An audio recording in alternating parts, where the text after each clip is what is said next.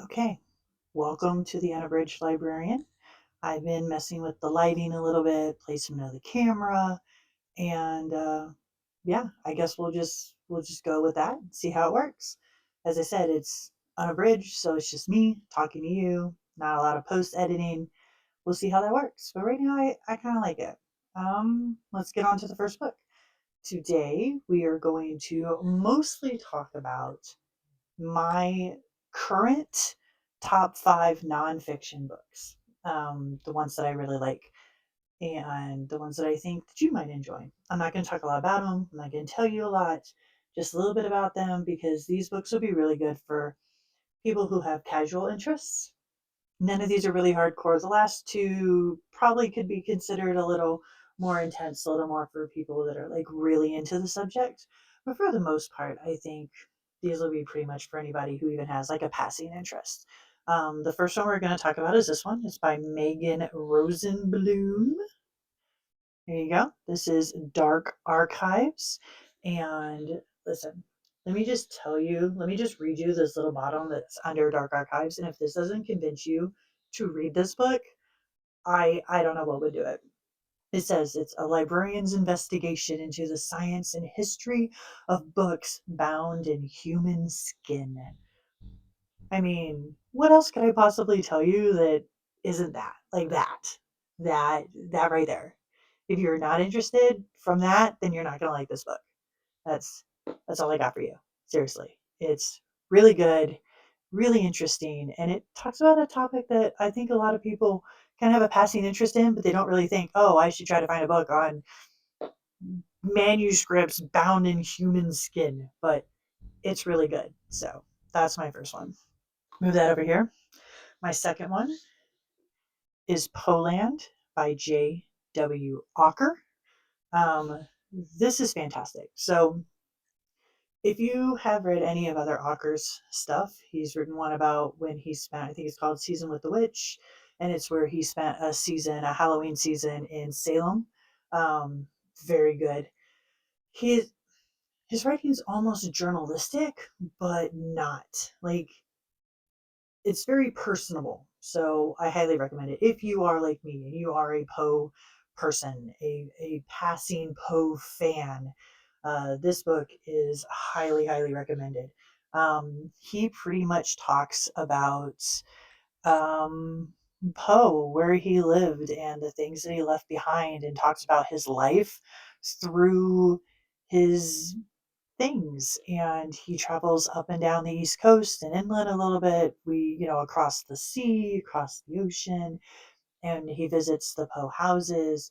He mentions on the back about, um, locks of Poe's hair after death and pieces of his coffin. And people were I mean, people take souvenirs, and this covers some of that. It also talks about, I think on the back, it's like, let me see if I can find it really quick because I think it's really cool.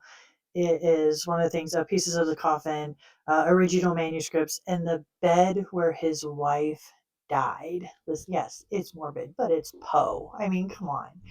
But he tells it with humor and with reverence, and it's highly, highly recommended. So let's move on to the next one. If you are a manga fan at all, you are going to know this. You probably already have this book, unless, of course, you're not a horror manga fan. This, Junji Ito's Uncanny. This book is art. It is Junji Ito's professional memoir. And if you are a fan of his art, I mean, it is art. I highly, highly recommend this memoir.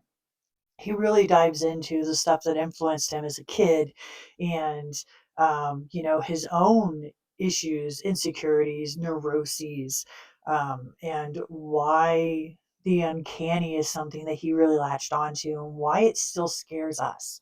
It is phenomenal. If, as I said, if you are a fan of Junji Ito or manga, this book should be on your list. It should already be on your shelf. I mean, let's be honest. Look at is gorgeous. This book is gorgeous. And I have nothing else to say about it. That is all. I am speechless over this book. That is all I have to say about it. You should get it. I know. Like, I feel like I should have wrote like a script or something and just been like, here's all these talking points I want to talk about. But these are kind of my current favorites, and I thought maybe just sitting here and talking to you would work. So hopefully it does. Anyway, yeah, this one. Now we're going to get into the two that I would say are probably a little more for people that are actually like really deep fans of the topic or really, really interested. I don't know if you could talk about animals as about being fans of animals, but the fourth one I'm going to talk about is this one. It is by John Long, and it is The Secret History of Sharks. It's rather new. It came out this year, and it's the rise of the ocean's most fearsome predators. It's really, really good. It's not dry. It is thick, but it is not a dry book. It does a very good explanation of literally the past 500 million years of sharks. Like, that's how long they've been around. This book talks about evolutionary splits and adaptations and different ways sharks have dealt with changes in the ocean and changes in the environment. And it covers everything from, the first, what we consider the first sharks, up into modern times. It is fantastic. It gives you a really, I feel like it even kind of gives you a look into like psychology of sharks, why they act the way they do, and it connects it with biology. So it's a really deep dive understanding of sharks. And you might have just seen my doggo anyway. Uh, they might make appearances because they're dogs and that's what they do. Anyway, I have one more that I'm going to talk about, but if you like sharks, this is highly recommended.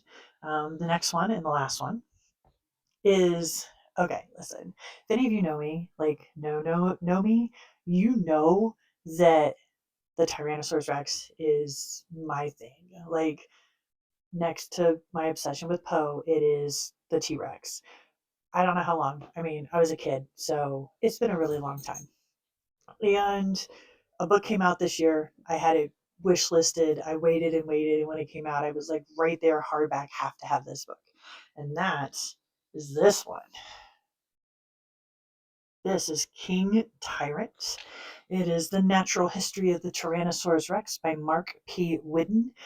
This book is fantastic. If you are like me and you are a big fan of the T-Rex, it does a really good thing by not just talking about here's the T-Rex and here's its evolution and here's when it died. It's not that. It's not dry. It gives you pop culture references and history. It talks about the T-Rex's influence on dinosaurs and fossil hunting. It talks about museums like fighting each other over these collections. It is a very human history look at the history of the Tyrannosaurus Rex. Everything from, the our views of what it looked like in the 60s, and we even get a little bit about, Ray Harryhausen and their depictions of when you have like King Kong against the T-Rex, and how we thought it looked and how we thought it stood and how we think it stands now, which is more like the tail, and the head is like the hip is like a pivot. And before we were all just like, no, it's like this. It's not like this. This is ridiculous. But I as a kid believed that too.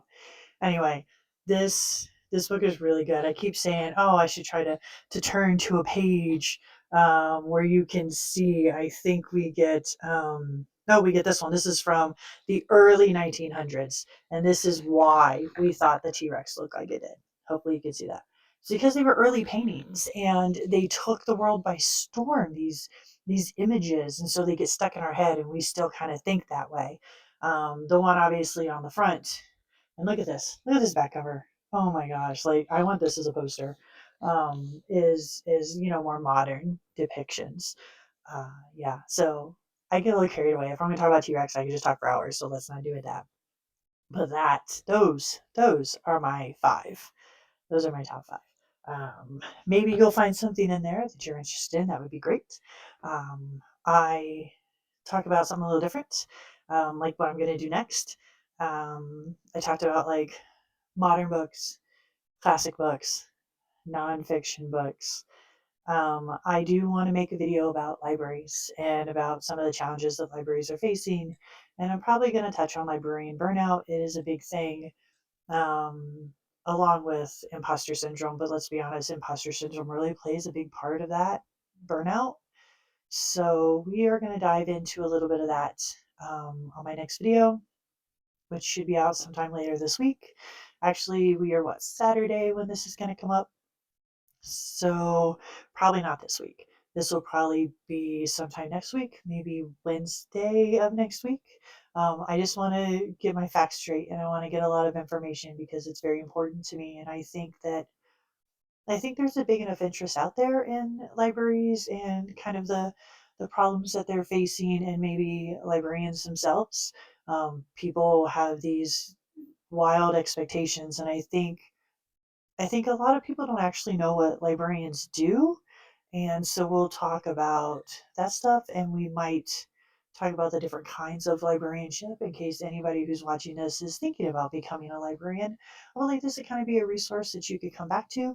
Um, yeah, hopefully that video is something that you look forward to as well. I definitely look forward to doing it. I like to do one a month that's just about libraries and because I'm a librarian, so that makes sense.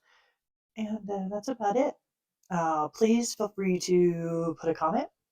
Let me know. Let me know if this light source is better. It feels brighter, and if the camera placement is good. As I said, I'm new to all this. This is like my third video, and I'm really enjoying it. So I hope you're enjoying it too. Thanks for stopping by, and we'll talk next time.